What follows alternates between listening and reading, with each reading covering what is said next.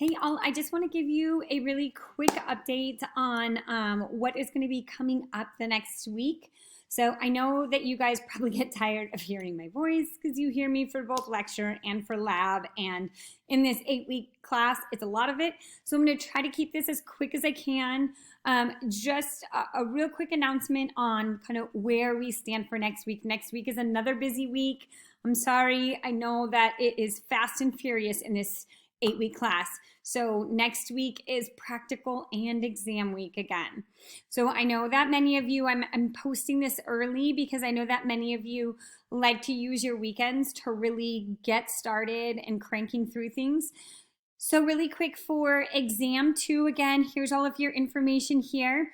If you haven't already found the review sheets again, I think are very helpful in terms of like directing you to what to focus on for your studying.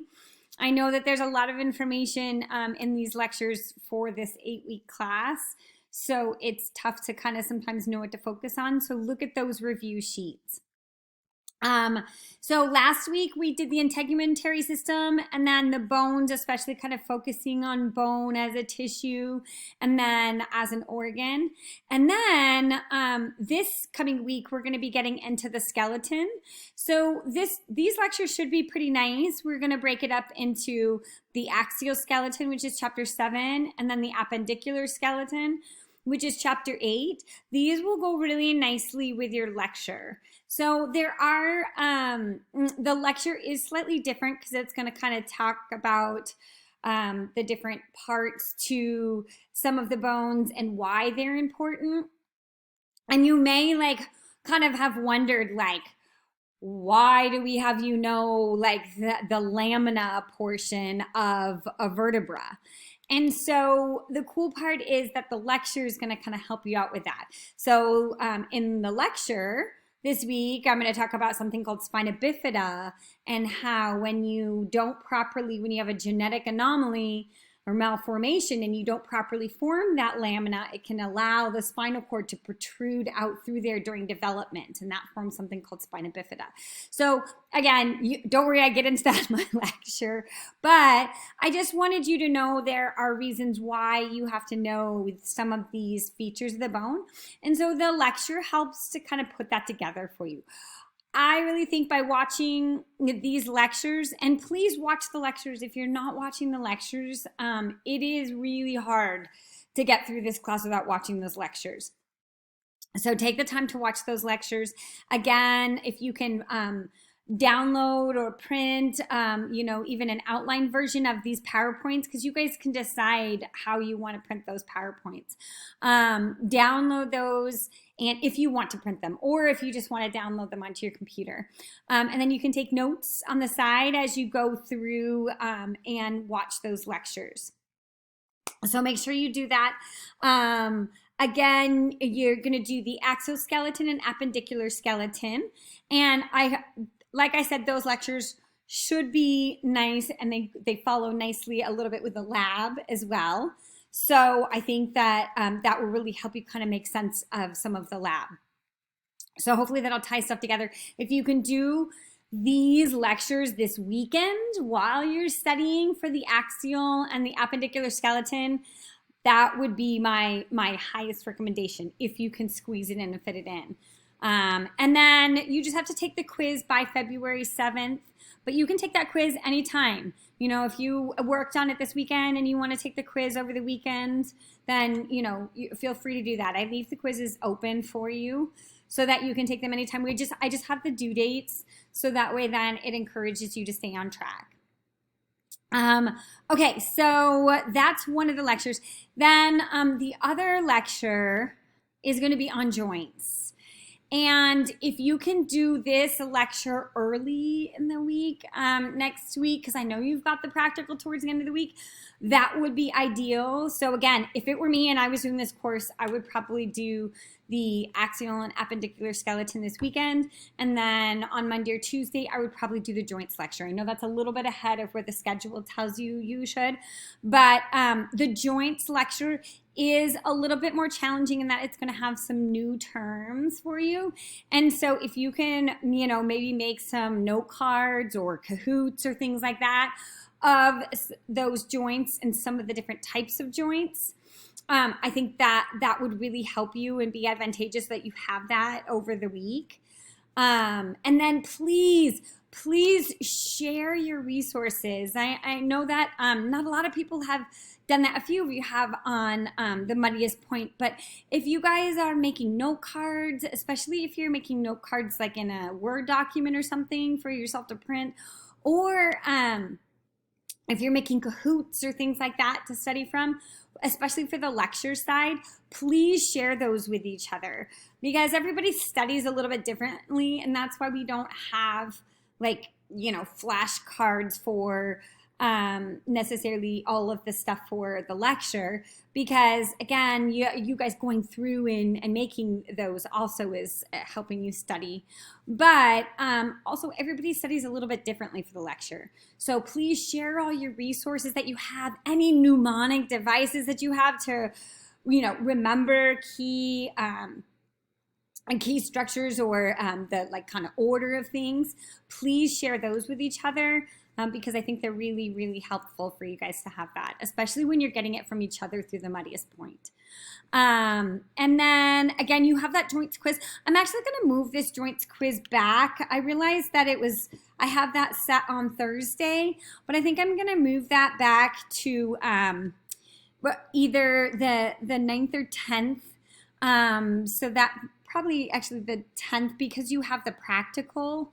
So I think I'll probably go ahead and move that joints practical back to at least the 10th, maybe even the 11th. But again, the goal of that is to really encourage you to kind of do the joints ahead of time if you can. But like I said, I'm going to push back that date for the quiz, but you can take it anytime. So if you want to take it this weekend because you're working on it this weekend, you can. So whatever works best for you.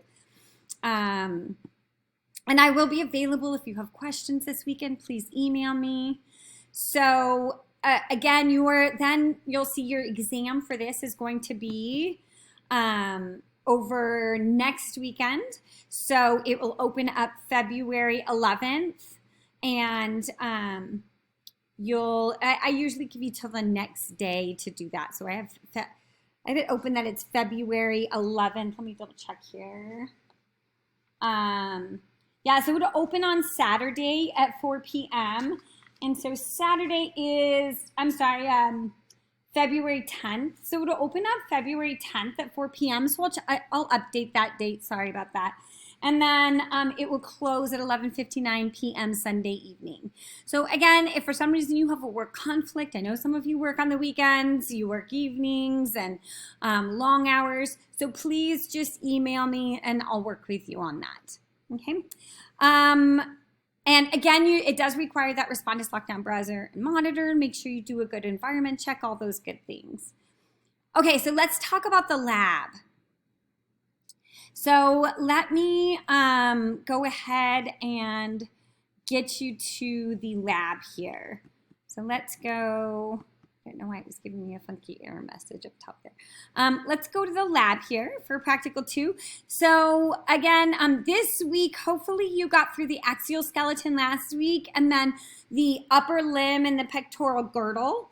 For the appendicular skeleton. This week, you're going to finish off the appendicular skeleton by doing the lower limb and the pelvic girdle. So please make sure, again, you watch the video. I do go over the pronunciation with you, and I think that is really vital to you remembering these terms, is to be able to pronounce them correctly. So again, that appendicular skeleton is going to be the next lab, and then we get into the joints lab. Now, if you can watch the joints lecture, it's really helpful before you get into the joints. I just have a joints PowerPoint file posted of all of our joint models, and then I labeled them for you. I actually think I'm going to go ahead and put together a quick joints video today because I noticed I don't think I have a joints video. So I will try to do my best to make it brief. I know you guys have a lot to watch. And then I did create this here for you, which is a leader lined PowerPoint for the joints models. And the joints models tend to be something that students struggle with. So I did try to create a leader lined version of these joint models. And so hopefully that will help you to kind of test yourself, because I just felt like there weren't a lot of great study resources. So hopefully that will help you out in terms of the joints. And like I said, I'm going to try to put together a quick video for you as well. If you guys think, maybe if you can comment back and let me know if you think that would be helpful, or if you think that the lecture video is enough. Because again, I try not to, it's a fine line between overwhelming you with too many resources in this 8-week class. So please let me know what you think would be helpful. To be honest, you can look at this, but we don't really, in this 8-week class, focus on left and right for your bones. So don't stress out too much about that. And the reason being is that it's just, again, it's too fast and furious. We just want you to know the bones, the names of the bones, and the features. And so, again, that's less the left and right. It's interesting if you want to look at that and you want to kind of see how to identify left and right, and it is sometimes important to be able to orient yourself to left and right. And, oh, that was something I wanted to say with the appendicular skeleton. Anytime that you can picture that bone on yourself is huge. So this is the downside of not having the bone box with you, where you could like take out the bone. And I would, if we taught this lab in person, I would have you take out the bone and put it up to yourself and orient it on yourself, because look, we're all a little narcissistic, right? So it's easier to remember these things when it's on our own bodies. But I highly recommend, if you can, try to picture, and I know it's tough because it's that mental, like trying to like reorient the bone, but look at those pictures of those bones and try to reorient them onto yourself. Like when you are doing things with the tibia, like looking at what's medial and what's lateral is a lot easier if you can picture that bone on yourself and picture it correctly on either the right leg or the left leg. Okay, so those are some really quick tricks to the trade. And again, if you guys need help, I'm around this weekend. I can set up some meetings with you, so just let me know, and I am more than happy to set up some meetings with you and talk about how to kind of master the skeleton. So then we do have the practical coming up. So we have all of these resources. Again, you don't have to use all of them, but some of you are really struggling with visualizing these bones. If you can manipulate the bones and move them around and still identify the correct structures, then that's a really good sign. So if you can, use some of these 3D labeled models. Again, the soft chalk labeling exercises and the StudyMate flashcards are just for the repetition, okay? If you like the bone labeling exercise, just to be able to practice writing out the names of things, then that is a nice tool. And again, I do have the answer keys for you there. And then lastly, make sure that you do those practice quizzes. I do also have a review session here. So if you'd like, this review session is just kind of a nice quick orientation. Like if I was going to do a review session with you in lab, that would be what I did. So you're welcome to, again, watch that as well. But take those practice quizzes too. See how you're doing. And it also gives you an idea of the types of questions that you're going to get asked on the practical. Then lastly, you can take this online practice practical. It opens up today. But again, I suggest that you wait to take this until you have done some studying for the actual practical. Please keep in mind that I don't grade those practice practicals. So your score is probably going to read lower than what it actually would be, because you're not going to have me giving points back for spelling and points back for, like, again, you know, maybe you capitalize the word and it's not capitalized, all those things, okay? So keep that in mind as you go through that practice practical. If you were ever in question as to like whether the answer you put down was correct, even though it got marked wrong, just send me a quick email and I'd be more than happy to say, oh yeah, no, that would be accepted as correct, okay? And then that practical will open up. It's going to open up on February 8th. So that will be that Thursday, February 8th at 4 p.m. And then it will close that Friday, February 9th at 11:59 p.m. Again, let me know if you, for some reason, have a work conflict and I can work with you. Just the idea of having this practical Thursday, Friday is to help keep you on track because we have to have them in the exam. So I apologize. I wish there was a better way to do this, but in this 8-week class, you have to have practical exam every other week just to get us through the material. So again, please reach out to me if you need help and make sure that you are writing into each other on the muddiest points. If for some reason you want to add, like, let's say you already did your muddiest point for the week and you want to like add in more, you know, you can go to the discussion board and just click on week 3 muddiest point. And then you can just write in if you have any comments or anything like that. You don't have to necessarily go through the actual assignment. So you can actually just go down right below the muddiest point and put in, like, let's say you have a Kahoot or something like that you want to share. You can go ahead and put it here. You don't have to go through the assignment portion of it. All right, I think that's it. Please let me know if you have any questions at all. I am here for you. I know that this is a hard course, and I'm rooting for you. I want you to do well in this course. I want you to be successful, so please reach out to me and let me know if you have any questions. All right, good luck, guys.